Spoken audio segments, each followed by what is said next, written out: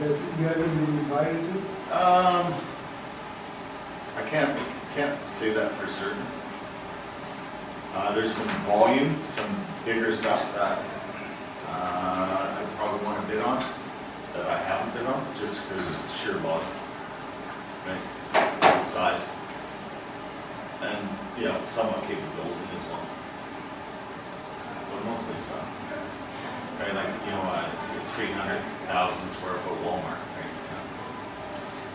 Right? The other thing you should remember is business owner or not, self-realized or not, most evolved person, professional communicator, just regular Joe Blow off the street, almost everybody is ruled by their emotions. And they put forward that they're rational. Almost every decision they make is not rational. No matter how much paper you put behind it, government bid process, I don't care. There are ways to stand out and find them. I mean, if you find them however you find them. Dan, you were saying earlier you don't always bid the lowest. And not every job gets picked the lowest. I know for a fact that there are bid systems that use game theory, where they knock out the top two bids automatically, and now it's only a competition with the middle bids. If the guy's met you and remembers you, and you made an impression, and it's $200 or $300 difference, or a few $1,000s difference, 1 or 2%, the guy's going to justify his feeling about himself that you make him feel to buy your stuff. I've had so many people say to me, there's one guy that's way down here, a bunch of guys here, and a few here. This guy down here seems to me that he doesn't know what he's doing or he's missed something and I'm going to be in big trouble here soon. These guys, yeah, they might have something going for them, but it's not really what I'm looking to spend. So now we're left with you guys. I was in the same scenario on a condo complex. I was actually higher than all the other three guys. There were four of us that were on the top. Two of them got eliminated because they weren't willing to break down what the customer was asking for. That board was asking for a break on the different size of windows and the cost. They wrong it, so they wouldn't break it We're down. getting out of context. Yeah, I think so. Okay. Thanks for letting me go there. So, What rule are we in now? well, I've done rule number 1 and 2 at the same time. The other thing I'd like to say about rule number 2 before we move on, asking questions is not about always be closing. Okay? You get to that where you're asking more specific questions about what the guy wants, and you want to pay attention, but it isn't always about that. That's the end of the meeting. Beginning of the meeting, you look for information. Rule number 3, get curious about the client. I think we've kind of covered that too. Be seen taking notes. Bring a notebook, write some notes down. You want to focus on the guy, but be seen taking notes. And I suggest you write things down that you think are important to him. Keywords that are unusual. Words that stand out that he uses in his language that are unusual, that you can mimic back to him, might give his attention. Speak normally. This is one I also have difficulty with. I get an officiousness in my voice that makes me sound arrogant. Don't know where it comes from, don't know why, it just does. We all have this difficulty. Practice talking to clients by role playing. It's good training for salespeople, it's good training for business owners. Role playing we did here today, a lot of us have never done it. Do it with your partner, do it with your business partner, do it with another guy in your business. Just role play it, just so you get to see it for it. The other thing with rule number 4 is to get your talking points down. Now you don't want to sound like advertising copy. I often complain that everything I ever write down this way sounds like ad copy. You don't want to sound like a slogan, but you don't want the stuff that comes out of your mouth that is rehearsed to sound rehearsed. You want your elevator speech to sound like it just rolls off your tongue. What you worry, what your language is, don't use startup language, canned language. We had one of our clients. How many of you have done some personality tests? Colors? Our personality test. So you know the triangle and the squares. Well, he called a labor place and he was looking for 5 triangle carpenters. They didn't know what he was talking about. So be careful when you talk to a client, you start talking about triangles and circles. And this is really avatar language. Nobody else would understand that.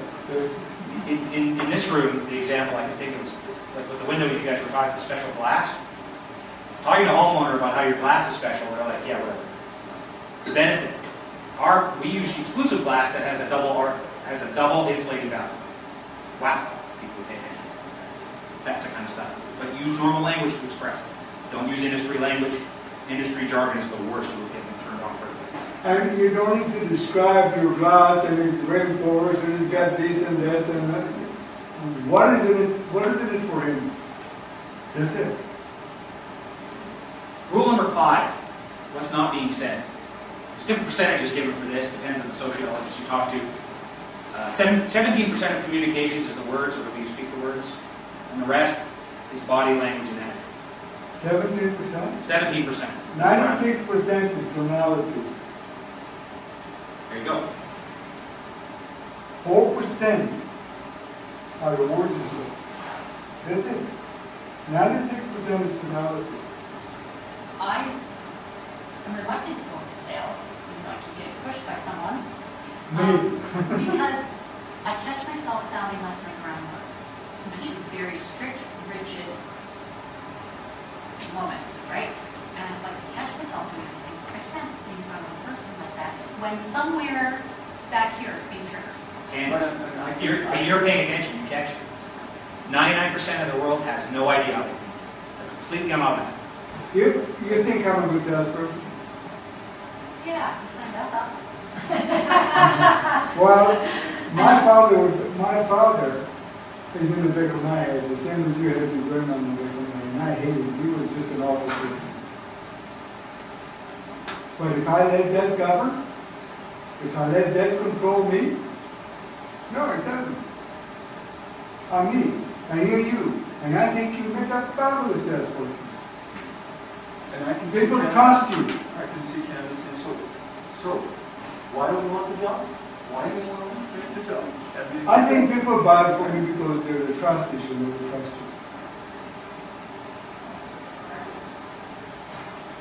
you. And rule number 5 also mentions here about rescheduling. If you do show up for a meeting and something has just happened and it's the wrong time, offer to reschedule with that person. You do want all their attention. Both of you are wasting their time. If they won't pay attention, you're not going to get what you want. Pay attention to the body language. It's very crucial. Body language is that somebody sits like this, and you're trying to sell him something, ain't gonna happen. Or if he's sitting like this, for sure you're not selling him. Yeah. No. He's either doesn't give a damn about you. He just wasting. Nah, he's listening. That's facial expression is important. Or too. is, you're not selling anything to me. I've been listening to people like you all my life. You see, I'm totally unguarded like that. And facial expression is important too. People are expressing things with their face all the time that nobody is picking up on. You're picking up on it unconsciously, but not quick enough to be able to use it. You want to be conscious of this stuff. Analyze. All on them. Nothing. You aren't even there. You're a conduit for what they want. You just want to reflect like a mirror. Did you get that recorded there, Dan? You want to use that? And this, why did people ask you to come in their house and to ask for a window code or an estimate on something when they're on defense? Why Doesn't did you matter. Not bother, but Maybe the wife called in and the husband is standing, yeah, right. She called and he thinks I'm in the bathroom, yeah, right. Yeah. Okay, or the other way around, he called in and said, okay, he and his wife had a fight and now he's guarded because she's pissed off at him because he called you for windows and not a friend. You don't know why. I don't know why, but they do. Rule number 6 is give brief answers. Talk about normal language. If they do ask you questions, and this is key, you want to be paying attention, is if they're asking you questions, it's a buying signal. Okay? If they're interested enough in you to ask you specific questions about something you said or reflected back to you the way you're going to reflect back to them, but you do want to keep it about them. So until you've got the information you need, which could occur in 10 minutes or 20 minutes or even longer, make sure you just answer the question with brief answers. Now, if you don't know the answer to a technical question they ask you, do not make, which something a friend of mine calls a swag. a stupid, wild ass guess. Do not ever, ever, ever, ever, ever, ever do that in front of a forum. Because you do it once, you do it 100 times, it will come back to you. Don't ever get back, phone somebody.